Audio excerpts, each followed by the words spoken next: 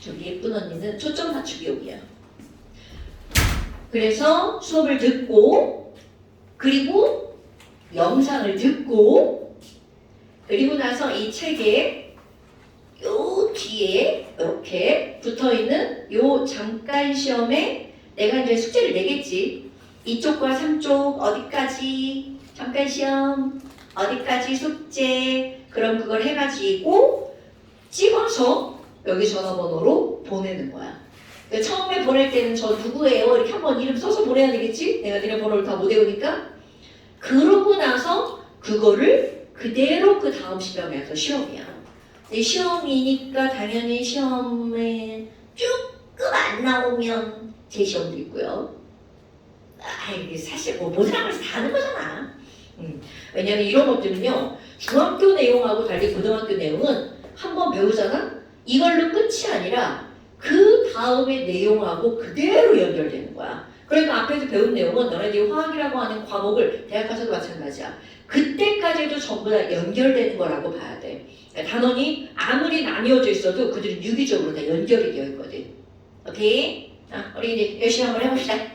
자, 그래서 이제 너네 이 교재를 보면 화학이라고 하는 과목은 원래는 고등학교 2학년 과정이에요. 이렇게 화학, 뭐 물리 이렇게 써있는 것들이 있죠. 이게 고등학교 2학년 과정인데 고등학교 2학년 과정이면서 실제로 중학교 내용이랑 고등학교 1학년 내용을 다 포함하고 있는 거야. 오케이? 그래서 이제 요걸 해두면 고등학교 1학년에 통합과학에 나오는 화학은 이제 껌이죠. 물론 열심히 했을 때 얘기죠. 열심히 안 하면 이제 내가 너네를 엄청 괴롭혀요. 괴롭히다가 막 뭘 하면 안 되잖아. 그러니까 열심히 해야죠.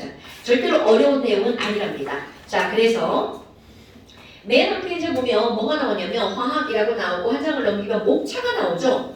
이 목차는 화학을 다 4단원으로 연결되어 있어요. 이게 모든 과목이 다 4단원인데요. 과학 파트는 그게 1학기 중간 기말, 2학기 중간 기말 이게 시험 이렇게 보라고 다 4단원으로 나눠 있는 거야. 근데 어떤 학교는 1학기에 이 4단원을 다 배우는 학교도 있어요. 그래서 요거 중간고사의 1, 2단원, 기말고사의 3, 4단원 이런 걸 이제 집중이수라고 하는데 그럼 이제 거의 미치는 거죠. 그럼 시험 분량이 더블이 되는 거잖아. 근데 그게 더 좋을 수 있는데 내가 이제 오랫동안 수업을 해본 결과 별로 안 좋아요. 범위가 많으면 애들 공부를 포기할 때가 있거든. 자, 그래서 이런 건 4단원이고요. 이제 뭘 배울까는 나중에 이제 배우면서 보고 그 다음에 맨 처음에 이제 화학의 언어라고 하는 게 나온답니다. 근데 화학의 언어 할 때 한 장 넘겨보세요. 한 장 넘기면 거기에 뭐가 나오냐면 주기율표 한 장 넘겨봐봐. 한 장 넘기면 주기율표가 나오죠. 근데 너네 봐봐. 헐. 주기율표는 뭐 우리 너네 이제까지 공부하면서 한 번 본 적이 있죠. 한 번만 받겠어. 외워본 적도 있겠죠. 준민아. 주기율표 외워본 적 있어 없어? 당연하죠. 이 주기율표는요. 지금은 그냥 외워본 적 있어 끝나지만 이제부터는 주기율표는 1번부터 20번까지는 그냥 머릿속에 탁 떠올라야 돼. 그것도 그냥 일렬로 그냥 쭈르르 외우는 게 아니라 걔네들 첫 번째 가로줄에 뭐가 있고 같은 세로줄에는 뭐가 있는지 그런 것들을 보는 게 되게 중요하고요. 여기 나오는 주기율표는 영어로 되어 있는데 영어가 중요해서 영어로 넣어놓은 게 아니고요. 거기 나와 있는 그림들을 보라고요. 그럼 여기 나와 있는 이런 그림은 바로 어떤 거냐면 그 원소가 어디에 이용이 되는지 그런 것들이 그림으로 나와 있는 거야. 그러니까 아주 대표적인 쓰임새가 있는 곳이 들어가 있죠. 그 가장 왼쪽 위에 봐봐. 가장 왼쪽 위에 보면 자 H라고 써있네. 호준아 H가 뭐예요? 그렇지. 그러니까 지금 거기 그림에는 수소라고 하는 거에는 어머나 영어로 써있는데 누구나 다 아는 영어죠. sun, star 뭐 이렇게 써있잖아요. 그럼 이 얘기는 sun, 태양을 이루고 있는 대부분의 원소가 바로 수소라는 뜻입니다. 그럼 스타 별도 마찬가지죠? 그 다음에 바람물 같은 경우는 물은 우리 H2O라는 거 전부 다 알잖아. 고인, 중2니까. 그럼 거기 H2O에는 H가 들어가 있죠. 그러니까 이렇게 쓰임새들이 그림으로 나와 있는 거야. 그래서 내가 이제 주기율표를 요걸로 넣어놨어요. 자, 그 다음에 그 옆에 한번 볼까요, 여러분? 우리 이제 화학 공부를 하면서 제일 먼저 나오는 게 바로 뭐가 나오냐면 원소라고 하는 게 등장을 한답니다. 자, 호준아, 원소가 뭐예요? 원소. 그거. 사실 이렇게 물어본 선생님이 제일 싸가지 없어 진짜. 뭐야, 재수 없지. 원소가 뭐냐고 물어보면 대답하기가 되게 나빠요. 근데 사실 다 알고 있다. 그럼 원소가 도대체 뭐니? 지금 여기 있는 이런 종이를 말이야 쭉쭉쭉쭉 찢어갔어. 그럼 이거를 찢고 찢다 보면 실제로 더 이상 쪼갤 수 없는 어떤 가장 기본적인 물질이 나오죠. 그러니까 어떤 물질을 이루고 있는 더 이상 쪼갤 수 없는 순수한 기본 물질, 이런 걸 우리는 뭐라고 부르냐면 원소라고 부르죠. 그런데 이렇게 내가 정의를 원소가 뭐야 이렇게 물어봤을 때 이걸 대답하기가 그냥 쭈르르 얘기하기가 어렵단 말이야. 그런데 그런 정의는 사실 고등학교 과정에서는 별로 중요하지 않아요. 그러면 너네들이 기억할 건 바로 뭐냐면 이런 원소라고 하는 것과 원자라고 하는 걸 좀 구별해 주는 거야. 그럼 원자가 뭔가요? 사실 원자는 거의 비슷합니다. 그 원자는 바로 뭐니? 정민아, 원자는 뭐야? 알고 있는 대로. 물질을 어. 구성하는 가장 작은 크기 입자. 맞습니다. 정확합니다. 그럼 원자라고 하는 건 바로 어떤 거니? 어떤 물질을 쪼개잖아요? 거기에 이제 선생들은 요 단어 하나를 더 집어넣습니다. 화학적으로는 더 이상 어떻게 할 수 없다라고 나오는 거야. 쪼갤 수 없어. 이런 말이 나오죠. 그래서 그 다음 가장 작은 입자, 이거를 가지고 우리가 원자라고 부른단 말이죠. 그럼 뭐야? 원소는 이거와 뭐가 다른가요? 사실은 다 똑같아요. 의미적으로는 다 똑같습니다. 그런데 너네들이 기억할 거 바로 뭐가 있냐면 이 원자라고 하는 건 가장 작은 그 입자를 원자라고 하는 거야. 그럼 예를 들어서 우리 영어책 하나가 있어. 그럼 영어책 하나를 한 장을 쭉 찢어. 그걸 쭉 찢어가지고 가위로 알파벳 하나하나를 다 오려봐. 그럼 그 알파벳 하나하나 있죠. 그거를 원자라고 부르는 거야. 그러니까 가장 조그만 입자죠. 그런데 그거를 A는 A끼리 모으고 B는 B끼리 모으고 C는 C끼리 모아봐. 그렇게 그 알파벳의 종류별로 묶은 걸 우리는 원소라고 부릅니다. 그러니까 원소가 뭐야? 그럼 너네들의 머릿속에는 그 가장 작은 입자의 종류 있죠. 이런 걸 원소라고 한답니다. 그럼 예를 들어서 우리 물이라고 하는 게 있어요. 그럼 물이라고 하는 거는 H2O잖아? 그럼 내가 얘를 좀 이렇게 모형으로 그려보잖아요. O가 가운데 하나가 있고 여기 양쪽에 H 하나, H 하나 이렇게 붙어 있답니다. 어머, 그럼 뭐야? 얘 되게 귀엽게 생겼다. 내가 이제 이 물 모양을 보고 곰돌이 대가리라고 하는데 딱 그냥 곰돌이 대가리처럼 생겼죠. 그럼 이거를 쪼개봐. 그럼 얘네는 어떻게 쪼개질 거니? 요거 H 조그만 거 2개랑 O 큰 거 하나랑 이렇게 쪼개지겠죠. 그러면 여기 있는 이거 하나 하나하나를 우리는 뭐라고 부르는 거냐면 원자라고 부르는 거야. 어머, 그럼 이제 고등학교 시험 문제. 그러면 물을 이루고 있는 원자는 몇 개야? 이렇게 나온답니다. 진서가, 그럼 물을 이루고 있는 원자는 몇 개야? 3개. 그쵸? 이런 겁니다. 그럼 물을 이루고 있는 원소는 몇 개일까? 2개. 굿 이렇게 하는 겁니다. 그러니까 중학교 때는 어떤 정의적인 개념에 중점을 주었다면 고등학교 때는 그런 게 아니라 진짜 딱 떨어지는 거. 그러니까 훨씬 더 우리는 쉽게 접근할 수 있죠. 그럼 하나 더 해볼까요? 암모니아 NH3.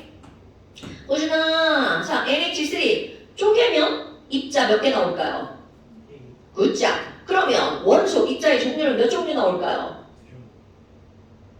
못 들었어 뭐라고? 그렇지, 이렇게 나오는 겁니다. 어때요? 원소와 원자는 별게 없죠. 자, 그래서 이런 거 구별하는 거 너네는 할 수 있어야 되고요. 그 다음에 이제 뭐가 나오냐면 그럼 원소라고 하는 게 있어. 그럼 이런 것들이 기본 원자의 종류인데 이제까지 발견된 있는 원소는 몇 종류니? 약 118종류야. 물론 내가 지금 약이라고 하지만 얼마 전에 118번이 딱 규명이 됐단 말이야. 그럼 이런 원소라고 하는 것들을 우리 분류를 좀 한번 해보자. 그래서 이런 원소를 분류할 때 가장 대표적으로 분류하는 게 바로 뭐냐면 전기가 잘 통하냐 안 통하냐 이런 것들이죠. 그래서 준민아 혹시 금속이란 거 들어봤어요? 그러면 도대체 금속이라고 하는 거에서 우리 금속은 어떤 성질이 있단 말이야? 가장 대표적인 게 전기전도성이야. 아이쿠 그러니까 야 전기가 잘 통하는 건 금속이야 이렇게 말해도 무방하단 말이야. 그렇다면 철 금속일까 아닐까? 찍어 금속이냐 아니냐 둘 중에 하나. 금속입니다. 맞습니다. 그러면 정민아 금속일까 아닐까? 금속이잖아요. 금속이잖아요. 맞습니다 여러분. 그러니까 우리말로 번역한 거 있잖아요. 금메달 요즘 올림픽 하잖아. 금메달, 은메달, 동메달 그러죠. 그럼 금, 은, 동. 동은 호준아 뭐가 동이에요?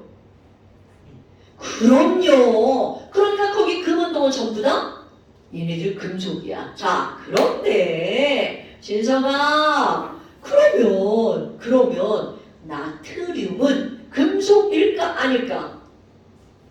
거기 보면 안 나와. 나트륨은 금속일까 아닐까? 그냥 찍어. 아닐 것 같습니다. 아닐 것 같죠? 그런데 금속입니다. 그러니까 이게 우리는 아는 게 없어. 맨날 나트륨 어쩌고 칼슘 어쩌고 이렇게 얘기했는데 걔네들 본 적이 없거든. 사실 나는 이제 나트륨은 본 적이 있죠. 그런데 칼슘 덩어리는 본 적이 없답니다. 그렇다면 이런 금속이라고 하는 걸 우리가 가장 쉽게 구별할 수 있는 거 있죠. 우리말을 번역한 거 말고 금, 우리, 철 이런 번역한 거 말고 번역하지 않은 것들을 우리가 금속인지 아닌지 가장 쉽게 구별할 수 있는 게 바로 이름입니다. 얘들은 말 끝에 뭘로 끝나냐면 리움, 틔움, 시움 이렇게 끝나는 이름들 있죠. 이런 것들은 금속입니다. 그럼 여기에 같은 미음 같은 미음, 디음 이런 거 있죠. 그런 거 다 포함이에요. 그런 느낌들.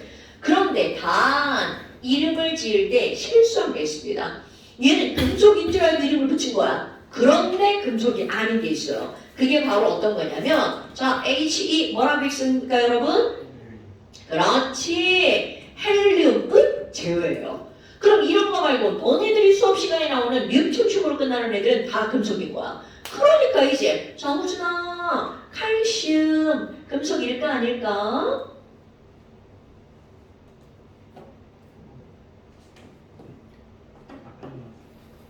야 말끝에 륨티움 슘으로 끝나면 금속이라고 했잖아.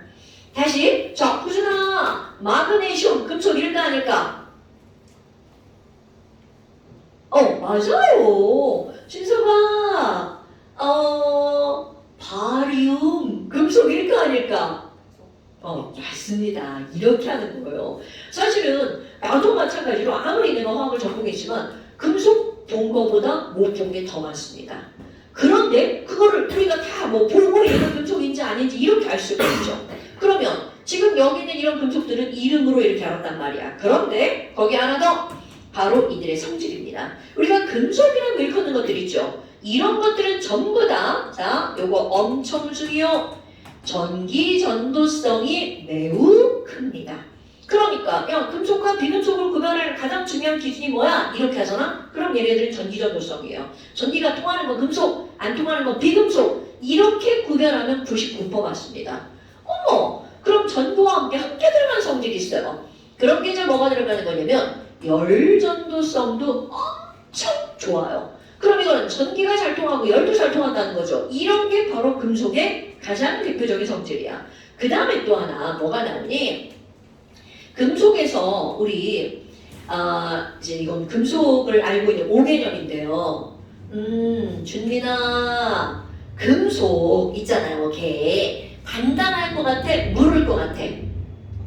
그쵸? 금속은 단단하다고 알고 있죠. 그런데 그거는 가장 대표적으로 잘못 알고 있는 5개념 중에 하나입니다. 금속은 단단하지 않아요. 어머 이거 뭐 개소리지? 이상한데? 저 이거 짜잔 이 금속 봐봐. 어이 좀 올라간다는데? 이상한데? 자 이건 바로 뭐냐면 초등학교 때는 금속이 단단하다고 배웁니다. 그런데 그거는 바로 어떤 거냐면 이 금속 단단하잖아요? 이런 것들은 절대로 순수한 금속이 아닙니다. 그럼 이런 것들은 여러 가지 금속이 합쳐진 합금이라고 불리우는 거야. 그럼 합금은 간단합니다. 그런데 과학 시간에 배우는 금속이라고 하는 거는 합금이 아니라 한 종류만으로 이루어진 순수한 금속을 말하는 거야. 그런데 이 순수한 금속은요, 무르다가 특징입니다. 그러니까 이건 뭘 생각하면 되냐면, 너네 왜 그 미술 시간에 차를 가져오라고 하면 그 문방구에서 사온 공방 사온 차를 있죠? 이런 것들은 단단할까요? 무를까요? 그쵸? 그게 바로 금속의 느낌이라고 생각하면 돼. 근데 우리가 그럼 순수한 금속을 본 적이 없는데? 근데 아마 집에 보면 순수한 금속이 있을 거예요. 그게 바로 어떤 거냐면 너네 순금 알아? 순금? 너네 너네 애기 때 왜 돌잔치 할 때 가면 돌반지 있잖아요. 그런 거 엄마한테 물어보잖아? 분명히 집 어딘가에 있어요. 우리 집에도 말이렇게 어딘가에 있어요. 우리 딸내미 거. 그럼 그런 것들을 보면 걔네가 바로 순수한 금속이야. 걔네들을 손톱으로 이렇게 꾹 누르잖아? 그러면 손톱 자국이 그대로 납니다. 그래서 옛날에 삽 같은 거 보면 아이고 이거 금이야? 그러면서 혹시 하고 무는 거 그런 장면 본 적 있어 없어? 있지? 그게 바로 그걸 확인하는 거야. 그게 진짜 순금이면 바로 이로 물으면 이 자국이 나거든요. 그래서 그 금반지를 가지고 이렇게 손으로 누르면 또 이렇게 다 물려가지고 반지가 찌그러져요. 그럼 엄마한테 뒤지게 혼나겠지. 엄마 안 볼 때 해야지. 그때 아무리 눌러도 그건 금 가격하고는 전혀 상관이 없어. 금 가격은 질량으로 따지는 거거든. 그럼 뭐 여하튼 얘네들이 이제 머릿속에는 금속은 무르다라고 머릿속에 들어가줘야 돼. 그렇다면 이 무른 성질 때문에 또 어떤 게 나타나니? 얘네들은요 두 가지의 성질이 나타나는데 이 무른 것들은 차를 그대로 생각합니다. 차를 요만큼 떼가지고 손에다 놨어. 그리고 이렇게 동글동글 돌린 다음에 빵빵빵 치면 어떻게 돼? 넓게 펴지죠. 이렇게 넓게 펴지는 성질을 우리는 우리말로는 펴짐성이라고 부르고요. 자, 초등학교 때는 펴짐성이라고 배웁니다. 그런데 중고등학교 오잖아요. 이거를 한자어로 배웁니다.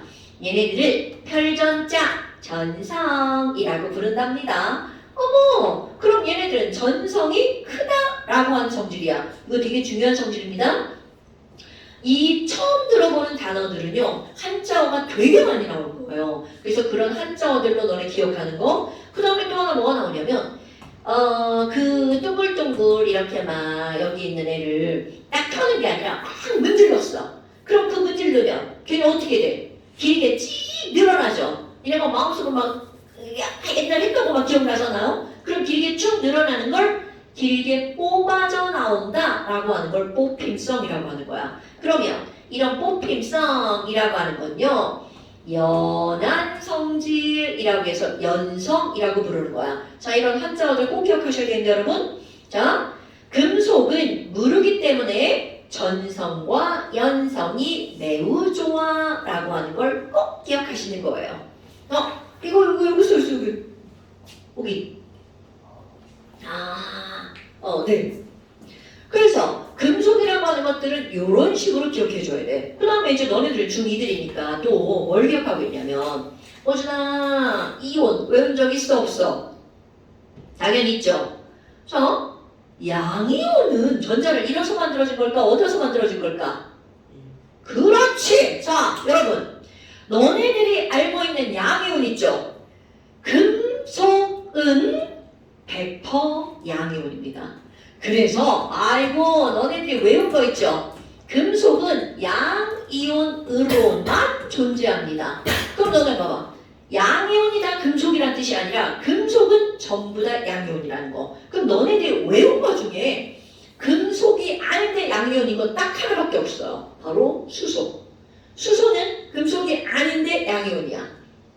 그렇다면 지금 여기 있는 이런 금속이라고 하는 거는 양이온으로만 존재할 뿐만이 아니라 이제 주기율표를 외울 건데 주기율표의 위치를 보잖아요. 그럼 이런 금속은 바로 주기율표의 어느 편에 모여 있니? 왼쪽, 오른쪽 하잖아요. 왼쪽 편에 모여 있습니다.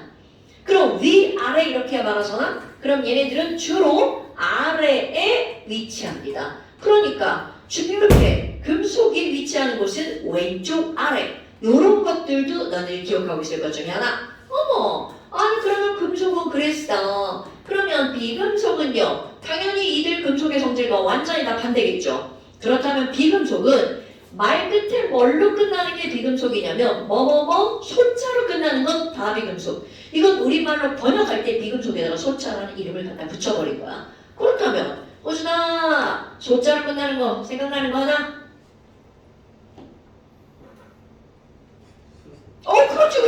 그렇지. 진성아, 소자로 끝나는 거. 질소, 그렇지. 준민아, 소자로 끝나는 거. 그렇지. 정민아, 그렇지.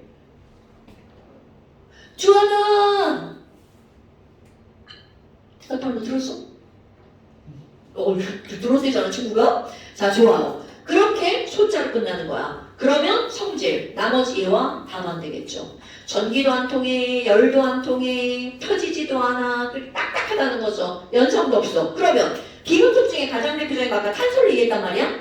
탄소로 이루어진 너네들이 갖고 있는 거 바로 어떤 거냐면 연필심, 흑연이죠. 그럼 이런 흑연이라고 하는 건 비금속으로 이루어진 거야. 그게 만지면 딱딱하죠. 그리고 망치로 빵 때렸어. 그러면 얘는 펴지는 게 아니라 마사삭 부서져 버리겠죠. 이런 게 바로 비금속의 특징입니다.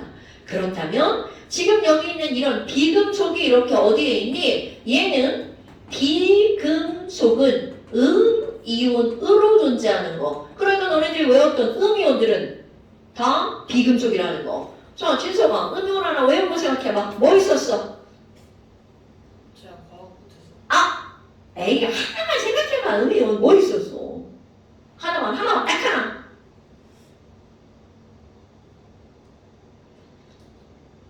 너무 오래전 일인가? 아, 중간고사 때 걸 물어보고 그래. 아유, 미안해. 내가 잘못했어. 에이, 진짜. 그러면 이런 음이온으로 존재하는 거 조금 이따 이제 할 거고요. 자, 그렇다면 이렇게 금속과 비금속이 있단 말이야. 그런데 또 하나 꼭 뭐가 있냐면 이거는 꼭 뭐가 있냐면 금속인 듯 비금속인 듯 경계가 꼭 모호한 것들이 있어요. 그럼 그런 것들을 가지고 우리는 뭐라고 얘기하니? 자, 너네 들어본 말일걸요? 금속은 전기가 잘 통하니까 우리 도체라는 이름을 붙이죠. 들어봤나요? 그러면 비금속은 전기가 안 통하니까 뭐라고 하겠어? 아니 볼자 부도체 또는 전기가 안 통한다는 또 다른 말 뭐가 있냐면 절연체라고 하는 말이 있어요. 그런데 도체와 부도체의 중간 성질을 갖고 있는 게 있어. 자, 들어보죠. 진성아, 또 과학에 약하다고 하니까 자꾸 시키게 되잖아. 자, 이거 들어봤을걸? 도체와 부도체의 중간쯤 되는 거. 그거 바로 뭐야? 중간이요. 중간. 도체와 부도체의 반? 생각이 나는데 도체와 부도체의 반쯤 되는 거? 들어보면 다 알 텐데. 자, 생각나는 단어 뭐야? 그래, 반도체. 야, 설마 그렇게 막 유치하게 물어볼까 싶지? 자, 반도체입니다. 실제로 있는 단어. 그러면 반도체라고 하는 건 진짜로 그렇게 씁니다. 금속과 비금속의 중간이라고 이렇게 써요. 금속과 비금속의 경계에 있는 것들, 이런 걸 가지고 우리는 뭐라고 부르는 거냐면 반도체라고 부릅니다. 그런데 반도체의 진짜 의미는 바로 어떤 거냐면 전기가 반만 통한다는 뜻입니다. 뭐야 이거 뭘 개소리야. 반만 통하는 게 무슨 말이야? 자, 이거는요 반만 가당하면 아는 게 아니고 우리 일반적인 금속들은 왼쪽에서 오른쪽으로 아무 방향으로나 전류가 다 흐릅니다. 그런데 반도체는요 한쪽 방향으로만 전류가 흐르는 걸 반도체라고 부르는 거야. 그런데 이게 왜 중요하니? 너네 봐봐. 이거 안에 반도체 들어있는 건 어디서 나 들어봤죠? 그 모든 전자기기에 다 반도체가 들어간단 말이야. 그런데 이 반도체는 어떤 명령을 전달해서 여기서 모든 일이 벌어지는 거란 말이야. 근데 그 명령이 한쪽 방향으로만 전달이 돼야 제대로 모든 일들이 일어날 거 아니야. 막 중구난방으로 막 전달되면 이상한 일이겠죠. 그래서 이 안에 들어가는 게 다 반도체라고 하는 것들이 들어갈 수밖에 없다는 거죠. 그러니까 반도체는 엄청 중요한데, 그럼 이런 금속과 비금속의 경계에 있는 것 중에 반도체 중에 가장 대표적인 거 하나만 알고 넘어갈까요? 아유, 우리 안원 학생은 플러스가 없어가지고. 호준아, 자, 반도체 하면 생각나는 원소 뭐가 있어요? 자, 이제 다음 시간에 꼭 생각나야 돼. 나 맨날 물어요. 그럼 이런 것들은 바로 뭐가 있냐면 들어보면 다 알걸요? SI라고 하는 게 있죠.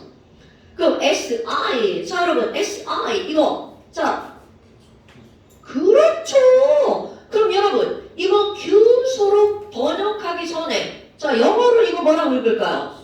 그렇지, 실리콘이라고 있죠. 사실은 원소 이름은 실리카예요. 근데 이제 우리는 실리콘이라고 그냥 알고 있단 말이죠. 그거 맞습니다. 그래서 저기 미국의 어딘가에 가면 실리콘밸리라고 하는 곳이 있다잖아요. 그럼 거기가 바로 뭘 만드는 데야? 반도체를 만드는 곳 실리콘밸리. 그런데 이거 말고도 실제로는 또 다른 것도 있습니다. GE 이것도 좀 쓰는데 GE는 이름이 저마늄이라고 하는 거야.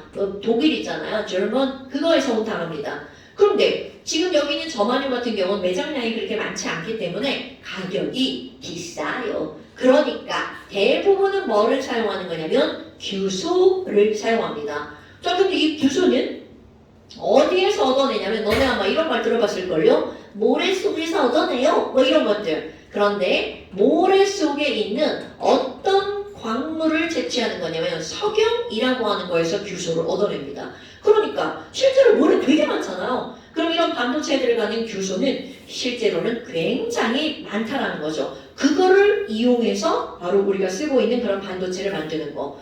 그럼 지금 여기 있는 이런 금속이나 비금속이나 이런 것들 원소를 분류하는 거는 당연히 알고 있어야 되겠죠. 그 다음에 또 하나는 이런 분류를 할 때 또 어떤 분류가 또 나오냐면 원소라고 하는 거는 옛날부터 자연계에 있던 게 대부분이죠. 그럼 그런 걸 우리는 어떤 원소라고 하냐면 자연에 있던 원소, 자연원소라고 하고요. 그런데 이런 거 말고 또 뭐도 있냐면 인공원소라고 하는 것도 있어요. 그러면 이런 원소라고 하는 건 사람이 어떻게 하는 거야? 만들어낸 원소죠. 근데 예전에 돌턴이라고 하는 어떤 이제 화학자가 야 원소든 말이야 절대로 다른 원소로 변할 수도 없고 만들 수도 없어 라고 옛날에 얘기를 했단 말이야. 그런데 현대에 와서는 다른 원소로 변하는 걸 알아요. 그리고 또 바로 이 원소를 만들어낼 수도 있다는 거죠. 그래서 얼마 전에 118번이 최근에 이제 나온 건데 그 원소를 사람이 만들었단 말이야. 근데 문제는 이게 원소를 만들잖아? 그럼 원래 자연계상이 없던 거잖아. 근데 이거를 그냥 생각하잖아? 얘가 자연계에 없던 이유가 있다는 거죠. 그럼 자연계에 없다는 이유는 이거는 그냥 자연적으로 존재하기에 매우 불안정하다는 뜻이야. 그러니까 그 불안정한 걸 사람이 이렇게 만들어내놨어. 그럼 얘가 어떻게 되겠어? 금방 쪼개져서 다른 걸로 변해버리는 거야. 그러니까 이렇게 만들어 놓잖아? 그럼 원소가 금방 다른 걸로 변해서 없어집니다. 그러니까 이제 사람들이 화학자들끼리 상의를 하는 거야. 야, 얘가 지금 2초 만에 사라졌는데 이거 어떡하냐? 이걸 원소라고 부를 거냐 말 거냐? 이렇게 상의를 하는 거야. 그런데 그 맨 마지막에 이제 118번이 그게 딱 원소로 이름 붙여서 얘를 원소라고 부르자라고 다 상의를 해서 118번이 완성된 거야. 근데 그 118번 이름은 사실 몰라도 돼요. 그 118번 이름이 뭐냐면 마지막에 손자로 끝나요. 손, 오간의 손이라고 하는 거야. 내가 이제 유치하게 내가 이제 옷이잖아. 그래서 우리 오간의 손 그게 마지막 원소 118번. 그러니까 그런 것들은 바로 만들어낸 원소라는 거죠. 그러면 이런 자연계에 존재하는 원소 중에 우리 원자 번호들이 쭉 있잖아요. 마지막 원소가 바로 어떤 거냐면 우라늄이라고 하는 거야. 얘는 원자 번호를 이렇게 쓰잖아요. 92번 우라늄이 자연계에 있는 마지막 원소야. 그런데 93번부터는 그러면 사람이 인공적으로 만들어낸 원소라는 거죠. 그럼 뭐 여하튼 이렇게 우리 원소들 얘네들을 분류를 했어. 그럼 너네들이 해야 될 일이 바로 뭐니? 원소기호를 외우는 거지 당연히. 그러면 거기 이제 옆에 왼쪽에 원소 기호가 나오잖아요. 자, 이런 원소 기호를 쓰는데요, 여러분. 원소 기호는 알파벳 첫 글자 또는 두 글자, 하나 또는 두 개로 외운단 말이죠. 그래서 요거 앞자는요 반드시 대문자로 쓰자라고 약속을 했어요. 이건 약속이야.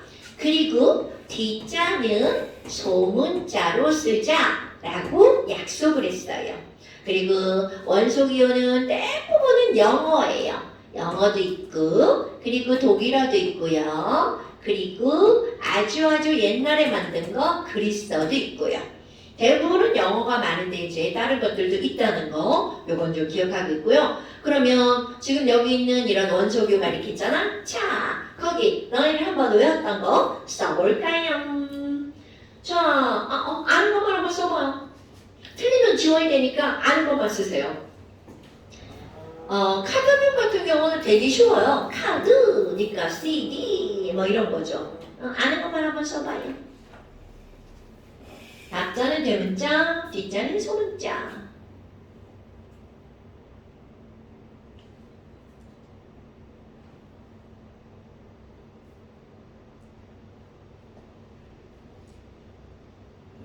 아니 그냥 보는겨. 글씨 얼마나 잘 쓰나. 아이쿠 상형 문자네.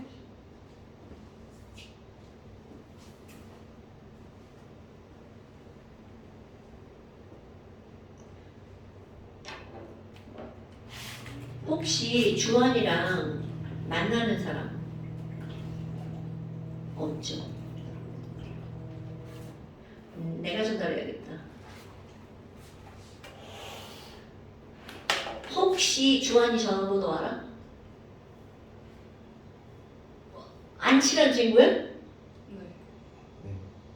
아, 잘 모르는 친구인 거야? 네. 아, 탐방은 맞고?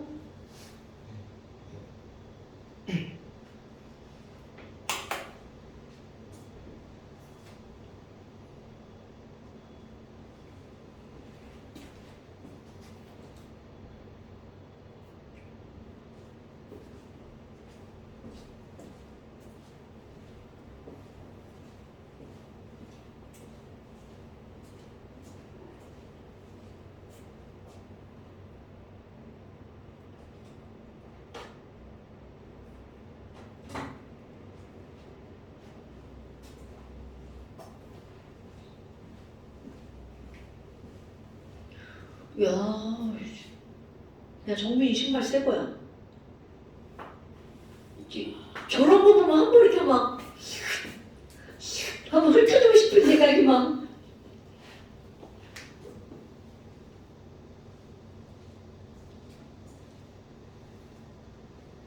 많이 쓰네. 왜냐면 이게 지금 내가 이제 좀 많이 넣어놨잖아. 중학교 과정에서는 좀 안 배우는 것들이 좀 있죠. 그래도 요 정도 좀, 잘 쓰네. 더 이상 쓸 게 없는데 막 미치겠지 막. 많이 쓰고 오셔서. 나 때문에. 진짜. 아유.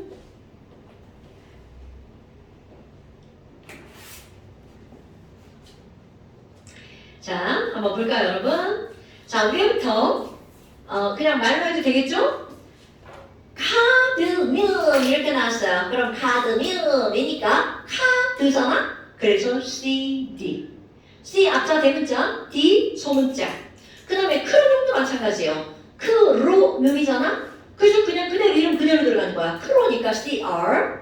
그 다음에 루비뮴도 마찬가지예요. 루비뮴도 RB라고 하는 원소예요. 그 다음에 아이오딘은 굉장히 많이 나오는 겁니다. 대문자 I 하나. 알파벳 하나만 있는 것들은 옛날부터 있던 그런 원소들이에요. 그래서 I, 어디는 I. 그 다음에 백금. 백금 같은 경우 우리말로 번역을 했잖아요. 옆에 영어 단어 플래티넘. 이게 바로 백금의 진짜 이름입니다. 그래서 PT라고 하는 거야. 백금은 PT. 수은 이런 게 제일 같아요. 영어로는 머큐리인데 이것의 기호는 그리스어야. 그래서 전혀 이거와 다른 단어가 들어갑니다. 그런데 엄청 중요한 겁니다. 수는 HG. 수는 HG. 그 다음에 나 이것도 마찬가지야. 이것도 옛날부터 있던 거. 영어로는 리드인데 납은 PB. 그래서 이런 거 꼭 기억해 주셔야 되고요. 그 다음에 프롬은 영어로 그냥 들어가죠. BR, 아연도 영어, 징크의 ZN. 주석은 그리스어. 주석은요 SN. 그 다음에 인도 영어 그대로 포스포러스 P, 설퍼도 황 S, 염소 클로린의 Cl, 아르곤 AR, 칼슘 CA, 칼륨 K. 괄호하고 써있는 건 영어입니다, 여러분. 그러니까 우리는 칼륨을 그냥 번역하지 않고 칼륨이라고 하는데 미국 애들이 오히려 이런 그리스어를 영어로 번역해서 포타슘이라고 읽어버리는 거야. 그 다음에 17번 세슘은 요거 아이들이 많이 틀리는 건데요. 세슘은 C였습니다. 그 다음에 스트론튬도 많이 틀리는 것 중에 하나. 스트가 아니라 스트론튬에 SR 들어갈 거고요. 그 다음에 아이고 이것도 영어가 아니라 영어로 실버인데 자 그리스어로 아젠다라고 하는 단어 AG. 자 은은 AG 은이지. 그 다음에 금 나오네요. 진성아 금 원소기호 썼어? 아니요. 어우 금은요 AU예요. 금이 AU 뭐 이런 거지. 여기 금이 AU. 이거 아니 니네 원소기호에 이런 거 시험문제 안 나오냐. 금 많이 나오는데 금 AU. 네 좋아요. 그래서 이것도 영어로 골드지만 그리스어로 씁니다. 오럼이라고 하는 거고요. 그 다음에 니켈은 되게 쉬워. 니잖아요. NI. 그 다음에 코발트도 쉬워요. 코잖아요. 그러니까 CO. 그 다음 망가니즈. 준서가 그럼 망가니즈 썼어? 네. 좋아요. 망가니즈는 MN. 그 다음에 철. 이것도 철은 영어로는 아이언인데 이것도 완전 그리스어. 페럼이라고 하는 단어에 FE. 그래서 철로 패면 졸라 아프잖아요. 철은 FE. 그 다음에 바륨은 바에 BA. 그 다음에 규소. 이건 실리콘이라고 그냥 써놨는데 실리카입니다. 규소는 SI. 그 다음에 알루미늄은 AL. 마그네슘은 MG. 나트륨은 NA. 네온은 NE. 불소죠? 플로린. 사실 근데 아까 니네 불소라고 대답했지? 니네 중학교 때 불소라고 외웠냐? 몰라. 기억 안 나지? 이거 이름이 플로린으로 바뀌었거든? 원래 우리말로 번역을 해서 불소라고 했었는데 이거를 플로린이라고 하자라고 자꾸 이제 그렇게 얘기하는 거지. 우리만 한글로 하지 말고 아예 영어로 가르치자. 그래서 주로 플로린. 그러니까 나도 불소라는 말보다는 주로 플로린이라는 말을 더 많이 쓰죠. 플로린.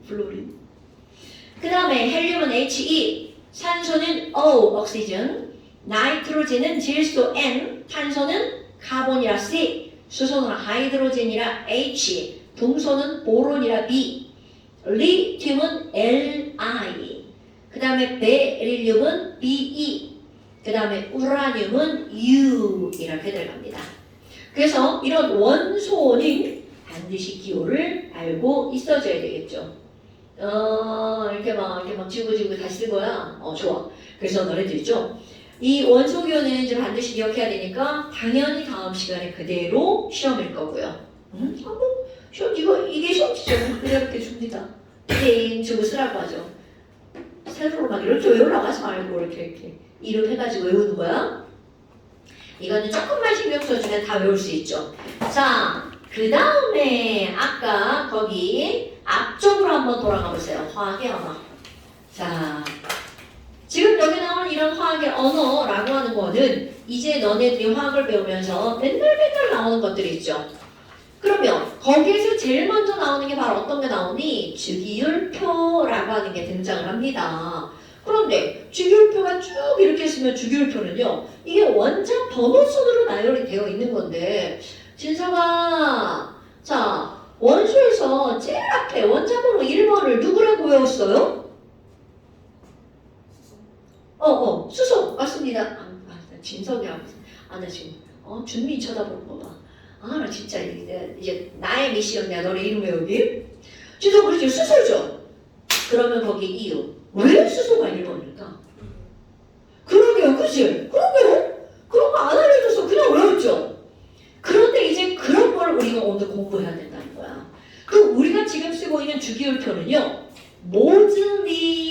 중요하잖아 라는 화학자가 만들어낸 주기율표야. 근데 그 전에 1800년대에 멘델레예프 이름 중요하지 않아? 라는 이 화학자가요. 근데 내가 지금 이좀 중요하지 않아 이렇게 얘기하는데 사실 이게 통합과학에 가잖아? 그런 우리 화학자들 이름과 함께 주기율표에 대한 내용들이 간단간단하게 시험 문제 나옵니다. 지금은 하나도 중요하지 않아요. 그때 가서 이제 나오면 그때 외우는 거야. 그러면 멘델레예프라는 화학자는 원소를 어떻게 나열했냐면 제일 가벼운 거 1번, 두 번째 가벼운 거 2번, 세 번째 가벼운 거 3번 이렇게 배열한 거야. 그러니까 그래도 왠지 그냥 쓰고 가지 않아요? 옛날 우리 학교 다닐 때는 니네는 지금은 번호가 이름 순이잖아. 근데 우리는 키 순이었다. 난 지금은 키 좀 크잖아. 근데 옛날에 막 졸라 조그만해가지고 맨날 앞번호였어.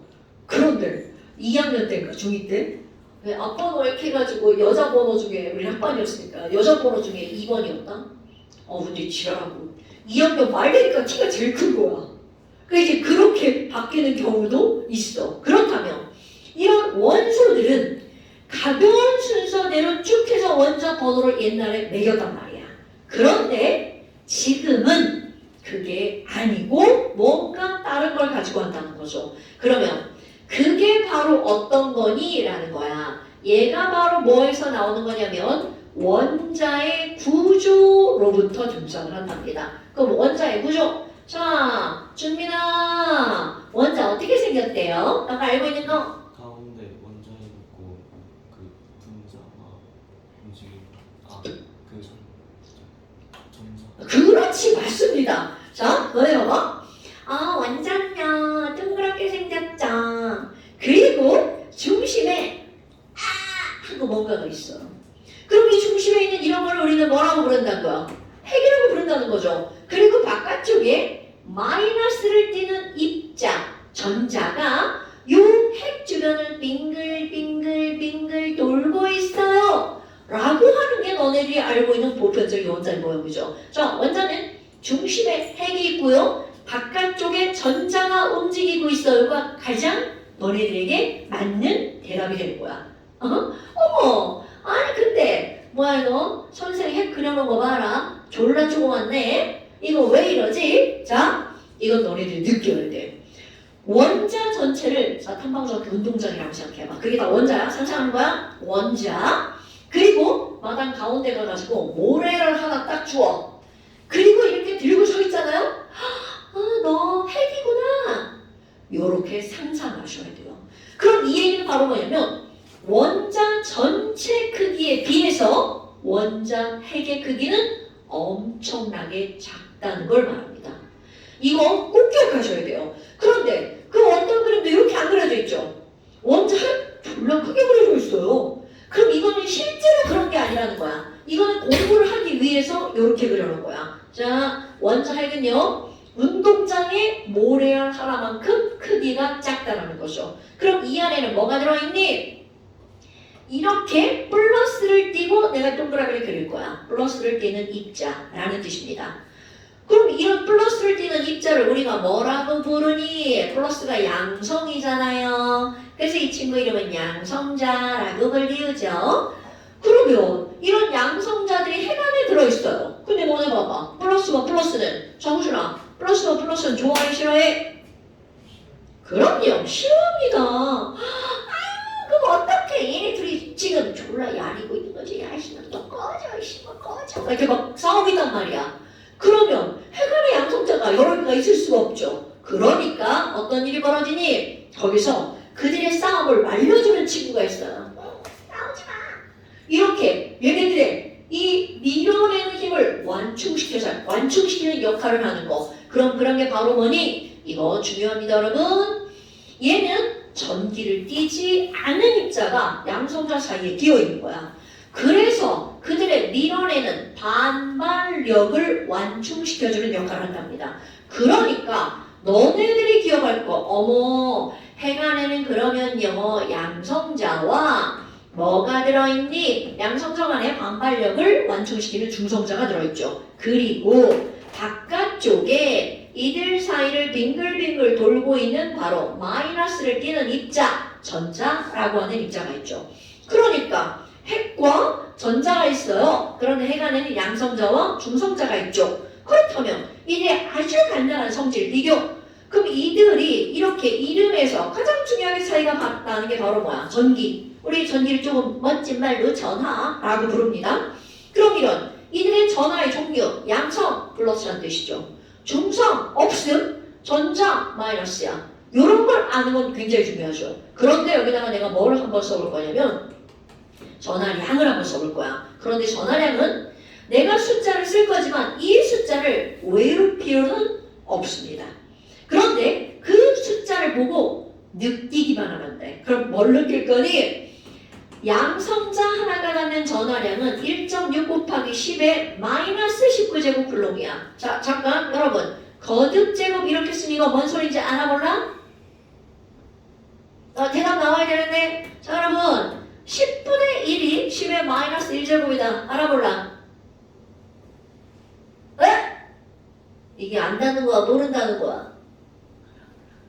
알아. 모르는데요. 자, 그럼 지금부터 알 거야. 알고 넘어가야 돼? 자, 우리 이 10분의 1이라고 하는 것을 표기하기가 되게 나쁘잖아. 그러니까 사람들이 어떻게 하냐면 이 분수를 요거 앞에다가 이렇게 갖다 놓는 거야. 그래서 마이너스 1제곱 이렇게 나오면 10분의 1이라는 뜻인 거야. 오케이? 그렇다면 자, 100이라고 하는 건 10의 제곱으로 표기하는 건 알아 몰라? 알아요. 좋아요. 그렇다면 100분의 1이라고 하는 것도 똑같이 표기하는 거야. 그러니까 결국 100분의 1이라고 하는 건 10의 제곱분의 1이라는 뜻이죠. 그러니까 이 분수를 사람들이 쓰는 게 되게 불편한 거야. 이 분의 1이 이렇게 모자처럼 씌워져 있으니까. 그러니까 얘네들 어떻게 하는 거야? 10의 마이너스 2제곱. 그럼 이거는 분의 1이라는 말이 들어가 있는 거. 이거는 약속이야. 왜냐면 화학에서는 물리도 마찬가지지만 이런 숫자들이 계속 등장할 거거든요. 그렇다면 앞에 마이너스가 붙은 이 숫자는 큰 숫자라는 거야? 작은 숫자라는 거야? 엄청나게 작은 숫자라는 얘기죠. 됐어요? 자, 마이너스가 붙어있고 동그라미가 몇 개라는 거야? 19개라는 거죠? 그러니까 엄청나게 작은 숫자. 그럼 뭐야? 양성자 하나가 갖는 전기의 양은 무지하게 조금이네. 숫자를 절대로 외울 필요 없어. 그럼 그 다음 너네들이 기억해야 할 오늘의 핫포인트가 나옵니다. 전자 하나의 전하량도 1.6 곱하기 10의 마이너스 19제곱쿨롱이야. 자, 숫자 하나도 안 중요해. 그럼 니네들이 기억할 거. 자, 포인트라고 했죠? 양성자 하나와 전자 하나가 갖는 전기의 양은 똑같네. 이게 중요한 겁니다. 그런데 그들의 뭐가 달라? 부호가 반대네. 이게 오늘의 핫포인트야. 어렵나요? 하나도 안 어렵죠? 이건 마음속으로. 자, 그렇다면 그게 왜 중요한 포인트가 되는 거니? 바로 요 단어 때문에 그렇습니다. 자, 너네들이 기억할 게 바로 이겁니다. 모든 원자 그 자체는 전기를 띠지 않습니다. 그럼 이 말은 원자는 완벽하게 중성이야. 그 원자를 이루고 있는 모든 애들이 다 중성이라는 얘기가 아니고요.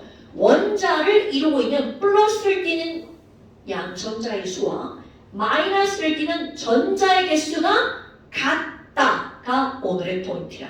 자, 모든 원자는 중성이다라고 하는 것은요. 원자가 갖고 있는 양성자의 개수와 무엇의 개수가 똑같다고요?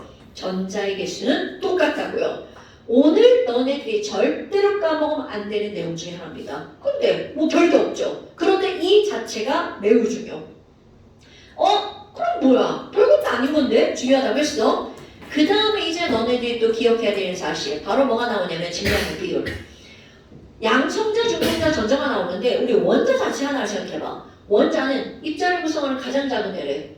아니 그러면 원자 하나 졸라 가볍겠네. 그러면 우리 여기 있는 이런 원자 하나도 가벼운데 그거를 이루고 있는 양성자와 중성자와 전자도 엄청 가볍겠죠. 그럼 우리가 나 가벼워 막 이런단 말이야. 그런데 여기는 지네들 세계끼리는 무슨 소리야. 우리끼리는 엄청 차이 나거든. 그래서 기억해줘야 될 거. 얘네들의 진짜 질량은 하나도 중요하지 않습니다. 그럼 여기 있는 이 세 개의 입자 중에 가장 가벼운 애가 있어요. 아주 많이 가벼운 애. 이거는 마치 먹을 거 아니? 자, 우리가 이렇게 밖에서 서 있어. 오늘은 바람도 잘 안 불던데. 바람이 불면 이렇게 막 머리카락이 막 이렇게 막 흔들리죠. 그럼 머리카락이 흔들리는 이유. 몸은 가만히 있는데 머리카락만 흔들려. 왜? 가벼우니까. 그럼 결국 무슨 얘기니? 여기 있는 이 세 종류의 입자 중에서 가장 가벼운 애가 바로 움직이는 놈이야. 그럼 너네 막 양성자, 중성자, 전자. 자, 선생님 누가 움직이도록 그림을 그렸나 여러분? 굿자. 전자를 움직이도록 그렸단 말이야. 그렇다면 지금 이 움직이고 있는 이 전자가 이 셋 중에 제일 가벼운 놈이야. 그럼 전자가 제일 가벼우니까 전자의 질량을 1이라고 하잖아? 도대체 양성자라는 전자보다 얼마나 무겁니? 조금 무겁지 않습니다. 아주 많이 무거워요. 약 1800배가 무겁습니다. 그러니까 지금 너네들이 기억할 거 어머 요 숫자 정확하게 이렇게 기억 안 해도 돼. 이거 2000배 이렇게 기억하셔도 돼요. 다음 시간에 2000배 썼어. 틀렸다 말합니다. 그런데 200배 이건 안 돼요. 그러니까 결국은 자 양성자 하나가 전자 하나보다 1836배가 무거워요. 물론 뒤에 이렇게 꾸다를 붙겠지. 이걸 다 버릴 거야.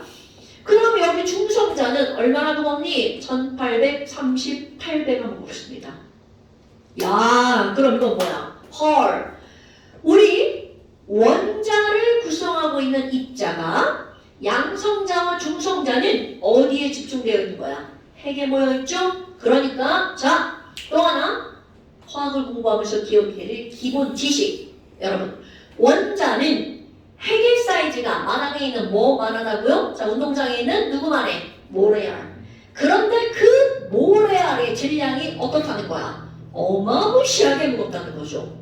오케이? 그러니까 전자의 질량을 1이라고 하면 얘는 1836, 얘는 1838, 헐.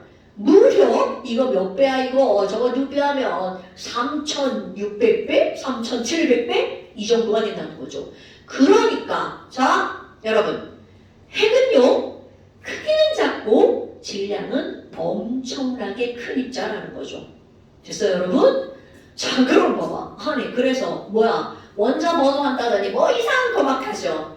그래서 이제 네 기억할 거 뭐가 나오는 거니? 그렇다면 1번 원자 번호는 무엇을 가지고 따지는 거니? 예전에 사람 이름은 기억하지 않아도 된다고 했어요. 모즐리라고 하는 화학자가 원자에다가 엑스레이를 쪼입니다.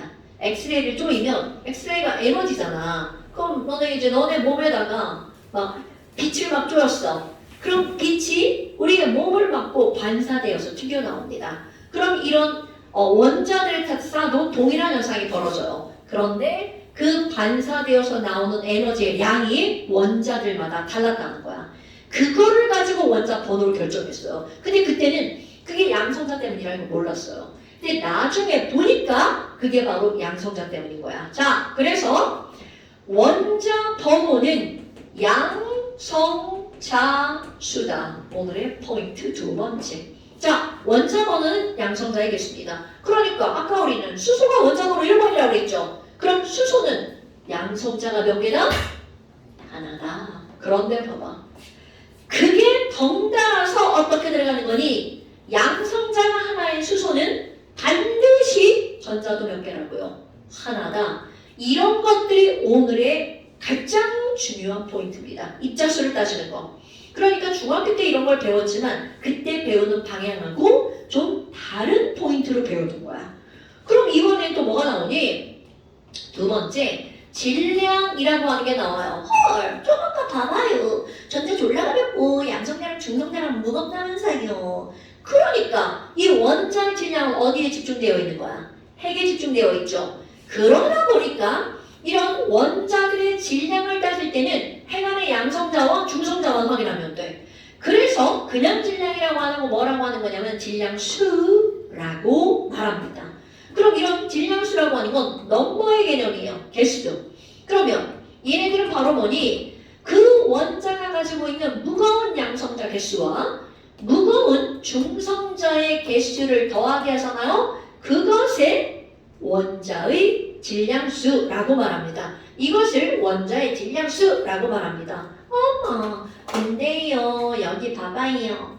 전자는요, 이거 엄청 가볍잖아요. 그래서 이 전자는 질량의 세계에서는 무시합니다. 전자를 무시하는 게 아니라 전자의 질량만 무시합니다. 너무 가벼우니까. 어머, 그럼 뭐야? 얘네들은요, 자, 엄청나게 무겁죠? 그러면 여기 있는 양성자와 중성자의 질량 차이가 이 정도 차이가 나죠? 자, 1짜리 질량을 무시했죠? 그래서 이 차이 나는 것도 얘를 무시해버립니다. 그럼 어떤 일이 벌어지니? 여기 있는 양성자와 중성자의 질량을 우리는 어떻다라고 취급하냐면 같다라고 취급합니다. 이거 자, 어머, 그럼 뭐야? 지금 여기 봐봐. 그럼 이 질량수는 질량이 똑같은 양성자와 질량이 똑같은 중성자의 개수를 어떻게 한 거야? 합해준 거죠? 그럼 이 말은 무슨 말이니? 자, 우리 헬륨이라고 하는 걸 한번 써볼까요? 자, 헬륨은요. 여기에다 이제 표시하는 거야. 그럼 누군가가 야, 나 2번이야. 나 헬륨이거든? 그럼 얘네는 어떻게 표시하니? 왼쪽 아래에다가 조그마한 숫자로 2 이렇게 쓰잖아요? 나 2번. 이라는 걸 전 세계 공통 약속해서 표기하는 거야. 와우! 그럼 뭐야? 얘가 원자 번호니까 이 숫자를 보면 얘가 갖고 있는 양성자 개수가 확 떠올라야겠죠. 그 다음에 또 이번에는요. 왼쪽 위에다가 조그마한 숫자로 4 이렇게 쓸 거거든요. 그럼 이거는 헬륨의 뭘 얘기하는 거니? 질량수를 의미하는 겁니다. 어머, 그럼 뭐야? 조금 아까 질량수는 양 더하기 중이라며.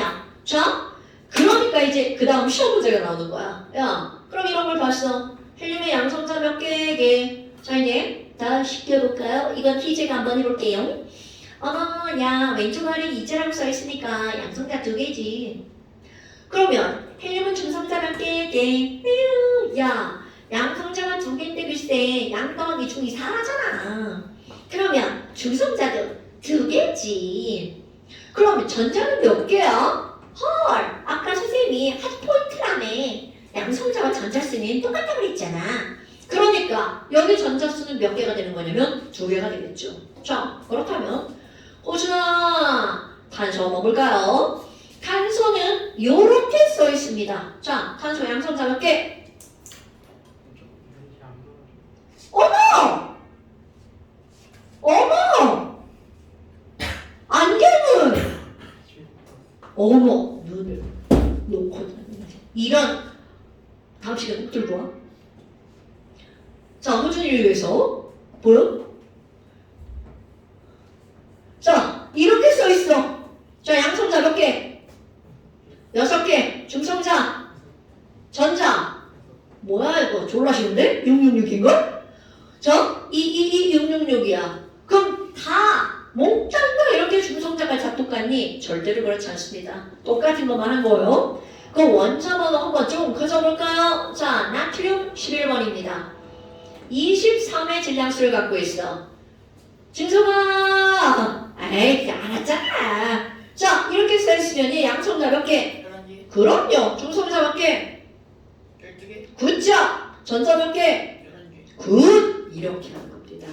그러니까 어떤 표기 방법을 보고 거기서 입자수를 끄집어내는 거야. 어머, 아니 그러면 얘는 중성자가 양성자보다 하나가 더 많네? 그런데 이렇게 많아진 이유가 있습니다. 아까 중성자가 있어야 되는 이유가 뭐였어? 양성자 지들끼리 막 어떻게 하는 거야? 막 싸우죠. 그러니까 중성자를 막 싸움을 막 내는 애야. 그럼 여기에서 싸우는 애들의 개수가 조금이잖아? 말리는 애들 개수도 조금만 있으면 돼. 1대1로 있으면 말릴 수가 있습니다. 그런데 원자 번호가 커질 거야. 그러면 싸우는 애들이 많아지죠. 그럼 그때는 말리는 애들 개수가 싸우는 애들하고 같으면 그들의 반발력을 완충시키기가 어렵습니다. 그래서 자연스럽게 중성자가 많아지는 거야. 그럼 원자 번호를 한번 더 키워볼까요? 자, 철은요, Fe 26번입니다. 그럼 오, 야, 원점으로 많이 커졌죠? 56의 질량수를 갖고 있습니다. 자, 준민아. 자, 철, 양성자 몇 개? 26개. 전자 몇 개? 아니, 중성자 몇 개? 30개. 전자는? 26개. 오케이. 그럼 봐봐. 헐, 뭐야 이거? 4개나 더 많아졌죠? 그러니까 양성자, 즉 원자번호가 커지면 중성자가 여기에서 1대1이었는데 그 균형을 깨버리고 계속 많아집니다. 그럼 또 한번 해볼까요? 자, 금은요 79번입니다. 그럼 얘는 197의 질량수를 갖고 있어요. 정민아, 자, 얘 양성자 몇 개? 79. 중성자 몇 개? 118개. 오케이. 그럼 전자 몇 개? 오케이. 이렇게 된답니다, 여러분. 그러니까 완벽하게 커졌죠. 그럼 아까 얘기했던 자연계에 존재하는 자연 원소 마지막 92번 우라늄. 얘는 질량수가 여러 개가 있는데요. 235의 질량수를 갖는 우라늄 한번 생각해볼까? 주원아, 좀 깜스러울려나? 주원아, 자, 얘 양성자 몇 개야? 몇 개라고 대답했어? 22개. 그렇지! 그러면 중성자는 몇 개라고 돼? 143. 오! 굿자! 그러면 전자는 몇 개? 22개. 굿! 이렇게 하는 겁니다. 그러니까 자 1대1에서 여기는 1.5배까지 늘어납니다. 그러니까 너네 봐봐. 이 안에서는 92개의 양성자들끼리 막 싸우고 있단 말이야. 그러니까 그 안에 얼마나 지금 시끄럽겠어. 그러니까 자연계에 얘네들이 아주 불안정한 상태로 존재할 수밖에 없다는 거죠. 됐나요? 아이코 그러면 이상하다? 아니 그럼 양성자들끼리 싸우니까 중성자가 꼭 있어야 된다며. 그렇다면 양성자가 딱 하나밖에 없는 1번 수소는 어떨 거냐라는 거야. 와우! 그럼 너네 봐봐. 수소는 싸우는 놈이 있어 없어? 없죠. 오케이. 그럼 이렇게 싸우는 놈이 없는 수소는 이 원리에 따르면 중성자가 있을 필요가 있다 없다? 굿자. 그래서 우리가 알고 있는 일반적인 수소는 중성자가 없습니다. 그러면 양성자와 전자 하나만으로 이루어진 입자. 그러니까 가장 간단한 원자가 바로 누구라는 거야? 수소라는 얘기죠. 이게 우리가 부르는 수소입니다. 헐. 그러면 원자번호 1번이고 질량수도 얼마라는 거야? 1이라는 거죠. 그러니까 자 문장을 쓸 때 모든 원자는 원자 핵과 전자가 있다. 그러면 맞습니다. 그런데 모든 원자는 양성자와 중성자와 전자를 가지고 있다. 그러면 그 말은 틀린 말이 되는 거야. 그럼 너네들이 왜 그거를 설명할 수 있어야 된다는 거죠. 그럼 수소는 양성자가 하나이기 때문에 중성자가 있을 필요가 없다는 거죠. 됐나 여러분? 이런 것들이 우리가 알고 있는 일반적인 수소예요. 그런데 근데 선생님 중성자가 있을 필요는 없지만 옆에 이렇게 붙어있으면 안 되네요. 너희들이 꼭 물건 중에 필요한 물건만 갖고 있는 건 아니잖아요. 그러면 얘네들도 마찬가지입니다. 중성자가 옆에 하나 붙어있는 이런 수소도 있답니다. 어머, 그러면 전자는요 당연히 전자 개수는 양성자 개수랑 똑같아야 되니까 하나가 있겠죠. 그럼 이런 친구들은 원자 번호는 그대로 1번이지만 질량수가 얼마가 되는 거야? 2가 되는 거겠죠? 자, 이런 수소를 뭐라고 부르는 거니? 일반적인 수소보다 2배가 무거운 수소죠. 그래서 무거울 중자를 앞에다 쓰고 얘네들을 중수소라고 부른답니다. 어머, 그럼 누가 더 많아요? 당연히 우리 없어도 되는 이 친구 있죠? 이 친구가 자연계상의 99.98%가 존재합니다. 그러니까 뭐야? 이게 전부 다네. 이건 아주 조금. 네, 있긴 있는데 조금. 그리고 있다는 걸 알아야 됩니다. 아니 그러면 하나가 더 있는 건 없나요? 있습니다. 양성자는 하나인데 중성자가 2개인 이런 친구들이 있어요. 그러면 전자는요? 전자는 당근 양성자 따라갑니다. 그러니까 이렇게 되는 거야. 그럼 얘네들은요? 저 왼쪽 아래 원자번호 1번은 맞죠? 질량수는 하나, 둘, 셋이니까 왼쪽 위에다가 3자 이렇게 써줍니다. 오케이? 어머, 그럼 얘는 뭐야? 자, 이름. 일반적인 수소보다 몇 배가 무거워? 3배가 무겁죠? 그러니까 이들의 이름을 몇 중 수소라고 부르는 거야? 3중 수소? 이렇게 부릅니다. 오케이? 그러면 뭐냐? 얘를 좀 이상하네? 자, 똑같은 수소인데 질량이 다른 애가 3종류나 있죠. 이렇게 원자 번호는 똑같은데 질량이 다른 원소를 부르는 이름이 있답니다. 겁나 중요한 단어입니다. 이런 걸 우리는 뭐라고 부르는 거니? 자, 같을 동자 뭐가 똑같아? 원자 번호가 똑같죠. 그래서 이들은 원자 번호가 똑같기 때문에 주기율표에 다 똑같은 위치에 들어갑니다. 그래서 이들의 이름이 바로 뭐냐면 같을 동자 자리 위자를 씁니다.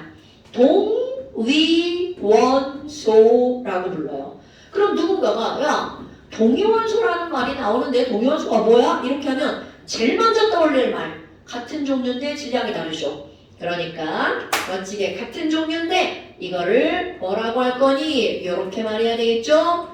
원자 번호는 같은데 있잖아. 걔네 질량이 다르다던데 그런 원소를 우리는 뭐라고 부르는 거냐면 동위원소. 그냥 뭐 한마디로 쌍둥이죠 뭐. 그 다음 이번엔 두 번째야. 이거 말 바꾸기 하는 거야. 야 원자 번호가 같은 이유가 뭐야? 원자 번호는 양성자 개수라며. 그럼 이들은요 양성자 개수는 같은데 양성자 수는 같은데 그럼 뭐가 다르니? 바로 중성자가 없거나 하나거나 두 개거나죠. 그러니까 얘네들은 뭐가 다른 거니? 중성자 수가 다른 원소를 우리는 뭐라고 부르는 거냐면 동위원소라고 부른답니다. 됐어요? 그 다음에 하나 더 나옵니다. 이 하나는 바로 어떤 거냐면 내용은 별거 없지만 답에서는 되게 중요한 말로 나오는데요. 이거는 이들이 갖는 무엇은 똑같다고 나오냐면 화학적 성질은 똑같습니다. 그러니까 사실 같은 원소란 뜻이에요. 같은 거야. 예를 들어 물 했어. 그럼 물에는 H2O잖아. 그냥 일반적인 수소도 있고 중수소도 있고 다 있습니다. 그러면 얘네들 화학적 성질이 똑같은데 물리적 성질이 달라. 요렇게 나옵니다. 그러면 화학적 성질이 뭐고 물리적 성질이 뭐예요? 이게 뭐 궁금하잖아요. 그 물리적 성질이라고 하는 거는 숫자로 표현하는 성질을 물리적 성질이라고 하는 거야. 듣고 까먹어도 돼요. 그냥 화학적 성질이 같아만 기억하면 돼. 물리적 성질은 예를 들어서 이런 거야. 우리 물에 끓는 점은 몇 도입니까 여러분? 100이라는 숫자로 썼죠. 그런 숫자로 크기를 나타내는 걸 물리적 성질이라고 하는 거야. 그러니까 왜 뭐 화학이 나오니까 그게 화학 같은데 성질로 따지면 물리적 성질이야. 그럼 화학적 성질은 뭐니? 야 수소 있잖아. 걔는 폭발한대. 이렇게 말로 표현하는 거 있죠. 이런 게 화학적 성질이야. 그 다음에 또 뭐 염소기체. 걔 흡입하면 즉사한대. 이런 것들이 화학적 성질이야. 근데 이제 조금 더 깊이 들어가면 뭐 화학적 성질은 뭐 때문에 나타나는 뭐 이런 게 있겠죠. 근데 지금 필요 없어요. 지금은 뭘 기억하는 거니? 동위원소는 화학적 성질이 같아라는 걸 아는 게 중요합니다. 그러면 동위원소는 수소만 있나요? 노노노. 모든 원소는 동위원소를 가지고 있습니다. 그러니까 이거 말고 또 하나를 예를 들어볼까? 통합과학이 시험 문제 맨날 나오는 거. 수소 3종류, 헬륨 2종류가 시험 문제 맨날 나와요. 그럼 헬륨은 일반적인 헬륨은 원자번호 2번의 질량수 4짜리가 일반적인 헬륨이야. 그런데 조금 모자란 헬륨이 있어요. 얘는 질량수가 3짜리야. 그럼 이제 우리는 배웠잖아? 그럼 이걸 보고 뭐가 떠올라야 되는 20절 딱 봤어. 어머! 아유, 짐성아! 이 헬륨은 중성자가 몇 개야? 이게 아니 그렇지. 그게 떠올라야 되는 거야. 그러니까 이런 숫자를 봤어. 그 뭐야? 야, 얘 안에서 피 터지겠네. 싸우는 놈 2놈인데 말리는 놈이 몇 놈밖에 없어. 한 놈밖에 없죠. 그러니까 지금 얘네들이 해관에서 지금 난리가 나고 있는 상태입니다. 그러니까 얘는 안정하겠어, 불안정하겠어? 그럼요. 그러니까 이런 입자들의 세계를 좀 알면 얘가 어떤 상태일지까지 예측할 수 있다는 거죠. 그러니까 헬륨도 요 헬륨이 더 안정한 헬륨이라는 거죠. 그럼 당연히 불안정한 거보다 안정한 게 훨씬 더 많겠죠. 그래도 너네를 기억할 거 이렇게 동위 원소가 있는데 그중에 시험 문제 가장 많이 나오는 게 수소 3개, 질량수 1, 2, 3짜리, 헬륨 2개, 질량수 3, 4짜리. 이게 시험 문제 가장 많이 나옵니다. 특히 통합과학에. 그럼 지금 이런 원자의 구조가 나왔어. 그래서 주, 기, 율, 표를 이제 너네들이 어떻게 해줘야 되는 거니? 이거는 반드시 외워줘야 됩니다. 그렇다면 주기율표에 자 가장 왼쪽 위에 수소가 있죠. 그럼 첫 번째 가로줄에는 수소와 헬륨 딱 2개밖에 없습니다. 그러니까 얘네들 2개야. 외울 때 그냥 앞자만 따서 외우죠. 수헬. 아니 이렇게 외워봤죠? 수헬. 그 다음에 두 번째 자 원자 번호 3번 리튬, 4번 베릴리움. 그 다음에 여기가 사실은 10칸이 떨어져 있습니다.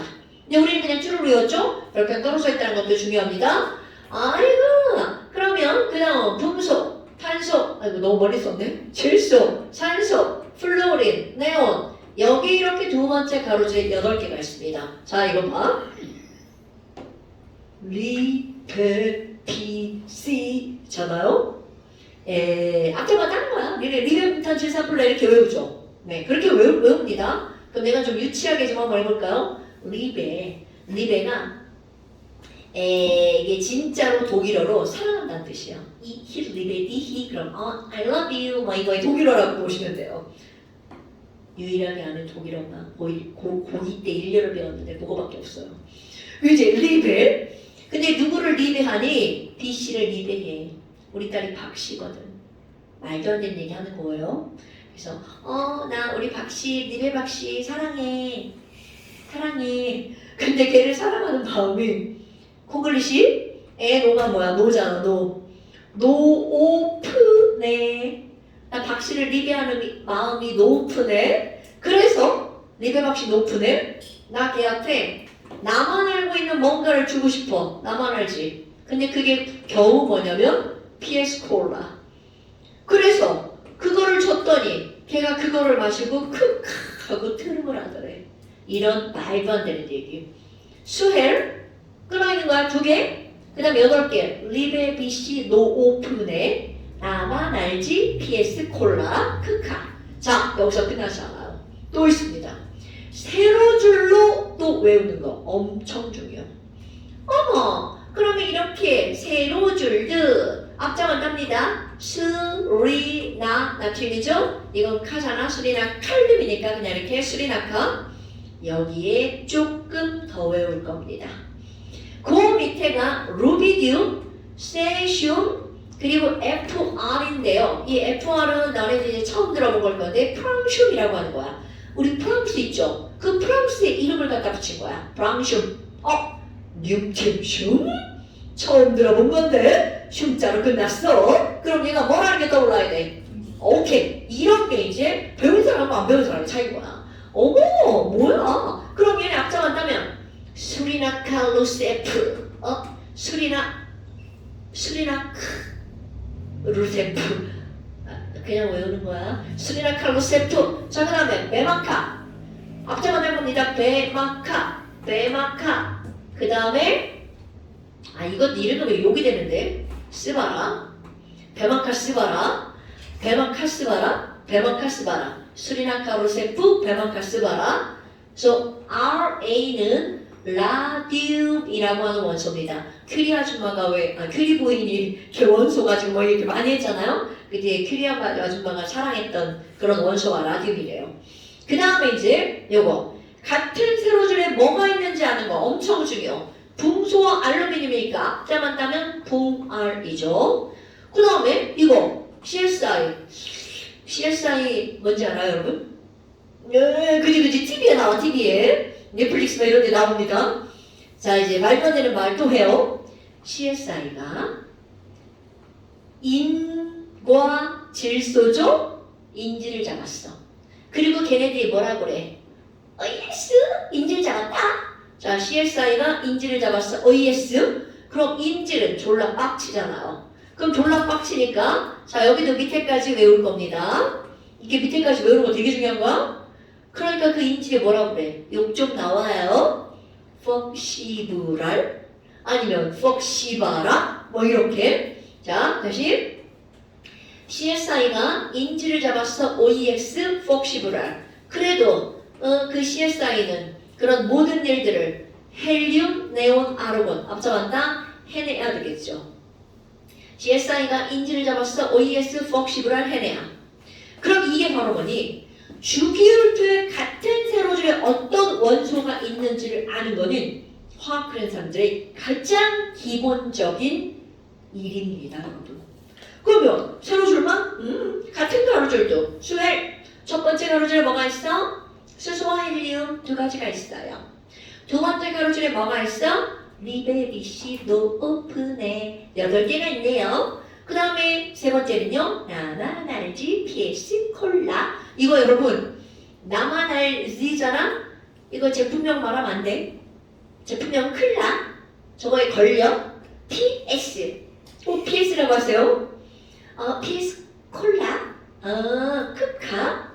그래서 2개, 8개, 8개. 그럼 여기는 크카까지만 외웠잖아. 여기 10개까지 쭉 하잖아요. 그 밑에는 18개가 들어갑니다.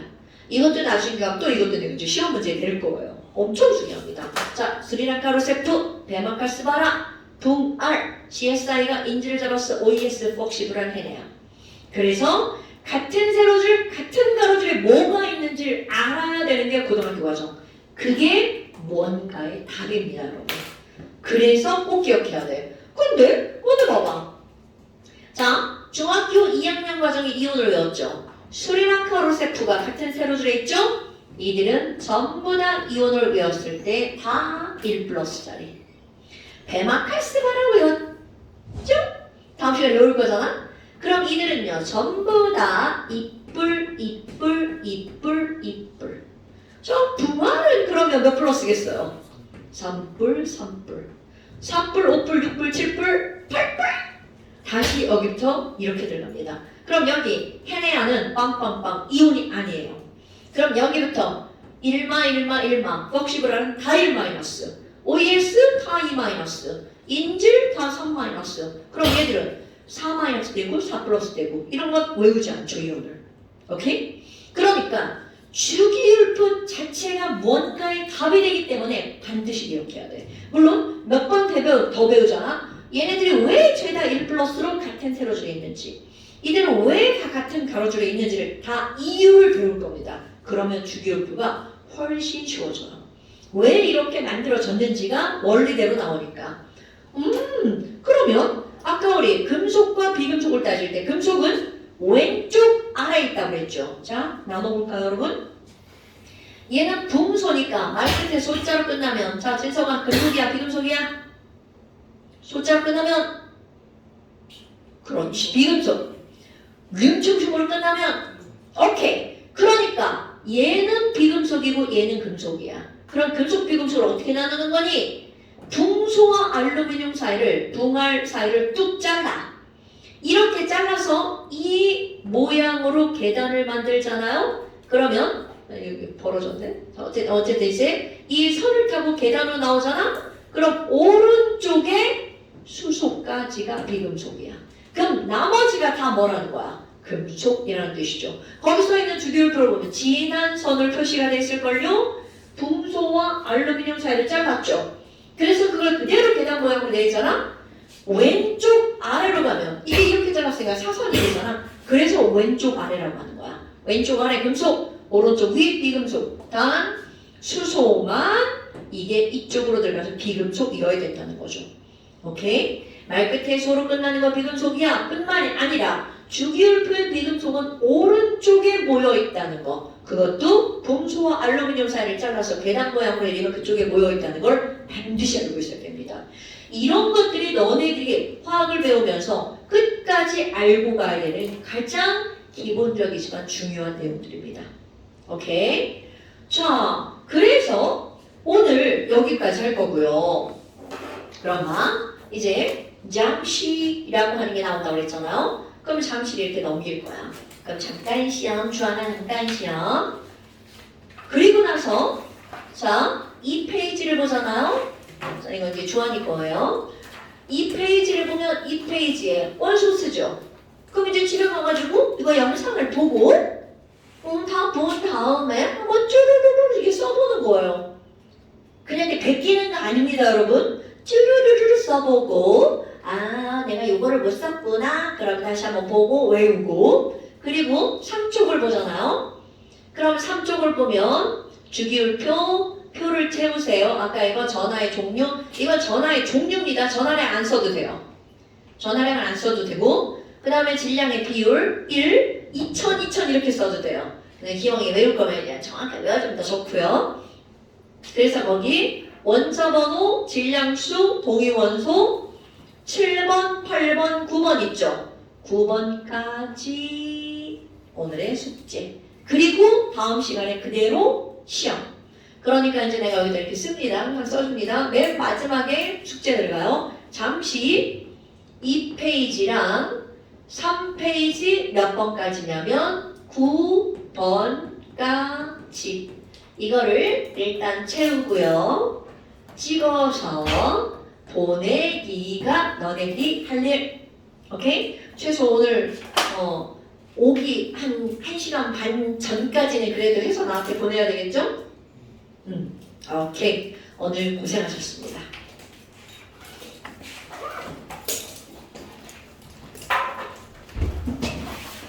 갑시다.